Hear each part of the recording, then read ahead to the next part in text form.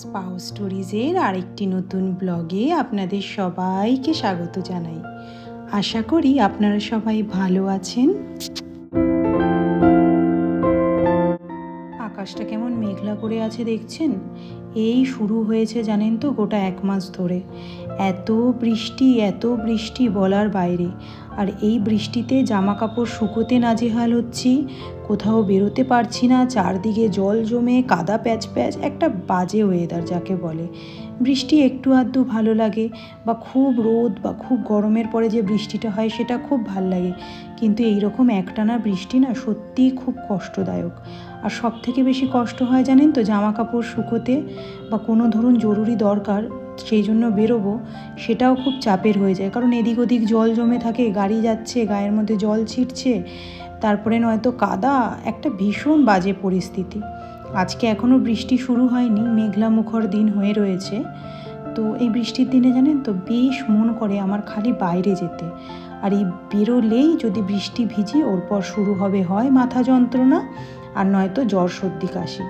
এই বছর খুব একটা সেভাবে বৃষ্টি ভিজে উঠতে পারিনি, একটু বুঝে শুনেই আর ওয়েদার রিপোর্টগুলো দেখেই বেরোচ্ছি। আজকে দেখাচ্ছে মেঘলা করে থাকবে, বৃষ্টি সেরকম একটা নেই, যা হবে রাতের দিকে। সেই জন্য আর দেরি না করে ভাবলাম বড়মশাইকে নিয়ে একটুখানি সাউথ সিটি মল ঘুরে আসি। তা এখানে একা আমরা নেই, ভাইরাও আসছে, আমার অল্প একটু কেনাকাটা আছে।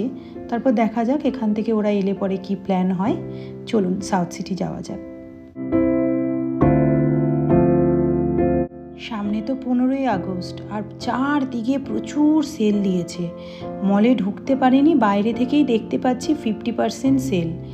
দেখে কি আর নিজেকে আটকে রাখা যায়? আর এসছি এছাড়াও টুকিটাকি কেনাকাটা করতে। এবার টুকিটাকির কেনাকাটার জায়গায় কি কেনাকাটা হবে তা তো জানি না। একটুখানি জিরিয়ে নেওয়ার বলতে ও আমার জন্য 2টো কোল্ড কফি নিয়ে আসলো, একটা ওর একটা আমার। ওয়েট করছি ভাইদের আসার, এলে পরে কেনাকাটা করব। আপনাদের কাছে অনেক ক্ষমা প্রার্থী, কেনাকাটা করেছি তার ভিডিও আমি করে উঠতে পারিনি, কারণ এতটাই গল্পে মেতেছিলাম। এখন কেনাকাটা করার পর খেতে যাচ্ছি, এই সামনেই আরসালান রয়েছে সেখানে। আর তারপরে গল্প আড্ডায় মেতে উঠব, সেগুলো অবশ্যই আপনাদের সাথে শেয়ার করব। আমার খুবই খারাপ লাগছে যে কেনাকাটা করব বলে আমি তার ভিডিও আপনাদের সাথে একটাও শেয়ার করতে পারিনি, বা ভাইরা যখন এসছে তখনও আমি ভিডিওটা শেয়ার করে উঠতে পারিনি। সেই জন্য সত্যিই খুব ক্ষমা প্রার্থী।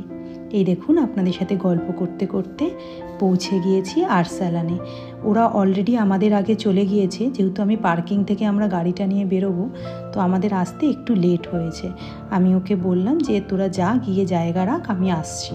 নয়তো জানেন তো প্রচণ্ড বড় একটা কিউ পড়ে, আর সেখানে লাইন দিতে গিয়ে অনেকটা সময় চলে যায়।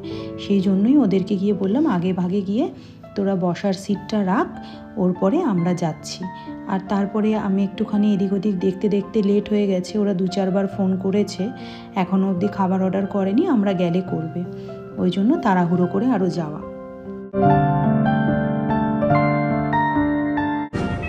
তো এখন যাচ্ছি আমরা সাউথ সিটি থেকে আরসালানে খেতে।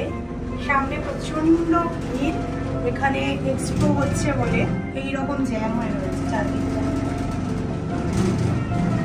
এই আরসালানের পাশেই একটা ছোট্ট মতো মাঠ রয়েছে, তো ওখানেই এক্সপো চলছে। নানা জায়গা থেকে, নানা রাজ্য থেকে লোকজন এসছে নিজেদের জিনিস সেল করতে। ভেবেছি ওটা আপনাদের সাথে শেয়ার করব, কিন্তু এত জ্যাম আমি শেয়ার করে উঠতে পারিনি, আর আসতেও লেট হয়ে গিয়েছে। দুটোর অবস্থা দেখুন, খিদে কাতর হয়ে মুখ কালো করে বসে রয়েছে। তো আর দেরি না করে ঝটাপট খাবার অর্ডার করে দিয়েছি, যাতে এইবার খাবার আসতে যেটুকুন সময় সেটুকুন সময় আমাদেরকে ওয়েট করতে হবে, এর থেকে বেশি নয়।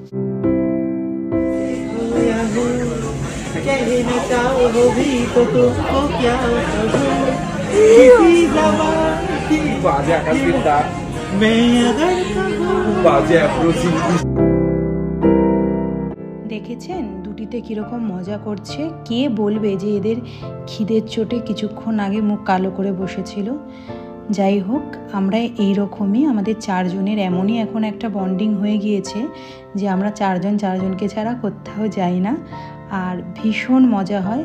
আর চারজনের মধ্যে যদি কোনো একজন মিসিং থাকে আমরা তাকে সত্যিই খুব মিস করি, কারণ আমরা যেহেতু চারজনই ভীষণ মজা করতে গল্প করতে ভালোবাসি, সেটাই হচ্ছে রিজন একে অপরকে মিস করার আর একে অপরকে নিয়ে চলার। আর একটা গ্রুপে তো ঝগড়া, খুনসুটি, মনোমালিন্য এগুলো তো হতেই লাগে, যেটা আমাদের মধ্যেও হয়। এই দেখুন, গল্প করতে করতে খাবার চলে এসছে, চিকেন তন্দুরি, মাটন কাবাব, আর উনি সার্ভ করে দিচ্ছেন একের পর এক। ব্যাস, এবার খাওয়া দাওয়ার পালা। আরসালানের খাবার বরাবরই খুব সুস্বাদু, স্বাদ নিয়ে কোনো রকম কোনো অভিযোগ নেই।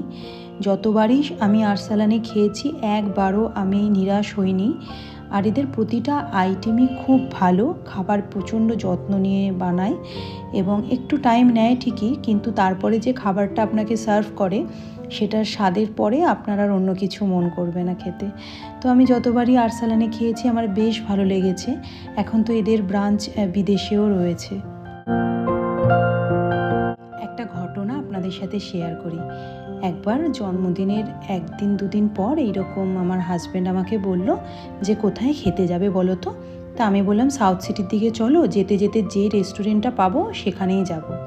আর যেতে যেতে আমরা পৌঁছে গেছি আরসালানে।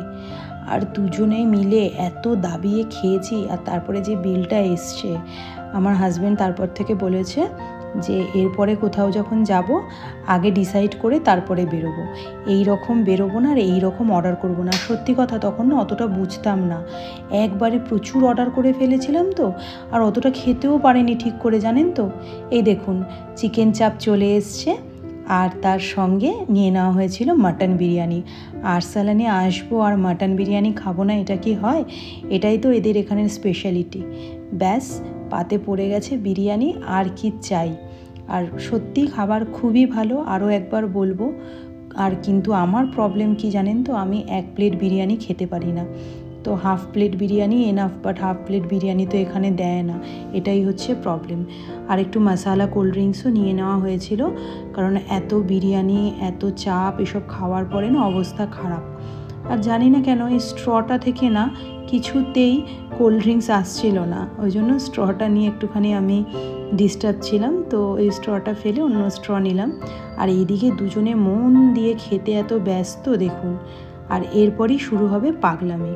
পাগলামির রিজনটা কি সেটাও বলছি।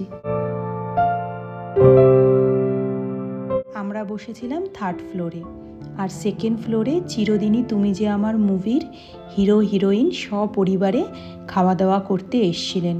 আর আরসালান থেকে বারবারই তাদের মুভির গান চালানো হচ্ছিল, আর সেই গান শুনে এই দুটিতে পাগলামি শুরু করেছে।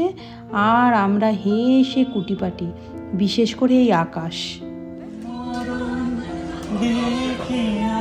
অভিজিৎকে কর।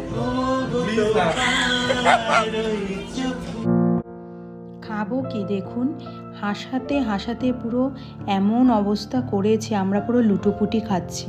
আর আমাদের অবস্থা দেখে সবাই আশেপাশে তাকিয়ে রয়েছে, আর সবাই এনজয়ও করছে আমাদের গল্পগুলো, মাঝে মাঝেই হেসে উঠছে সবাই। আর সত্যিই খুব মজা হয় এই চারজন যখন আমরা এক জায়গায় থাকি, তখন না আর মনে পড়ে না কোনো স্ট্রেস, কোনো প্রবলেম, কোনো টেনশন। শুধু আমরা এত গল্প, এত ইয়ার্কি করতে লাগি, নিজেদেরকে নিয়েই আমরা মেতে থাকি। আর এই দিকে দেখুন, এই সুদর্শন পুরুষটিকে দেখে সবাই এখন ভাবছে যে জিমে গিয়ে কিভাবে এরকম বডি বানানো যায়, এরকম বডি বানাতে গেলে কত কিছুই ওয়েট হওয়া দরকার, এইসব বক্তব্য শুরু হয়েছে। আর কার কত ওয়েট, সেখান থেকে কিভাবে ওয়েট গেইন করবে, এইসব চলছে। তো এই সব কিছুর মাঝখানে খাওয়া দাওয়া তো কমপ্লিট হয়েছে। খাওয়া দাওয়া কমপ্লিট করে এইবার গুটি গুটি পায়ে একটু এগোচ্ছি, সামনেই যে এক্সপ্রোটা রয়েছে আপনাদেরকে বললাম ওখানে নিয়ে যাব।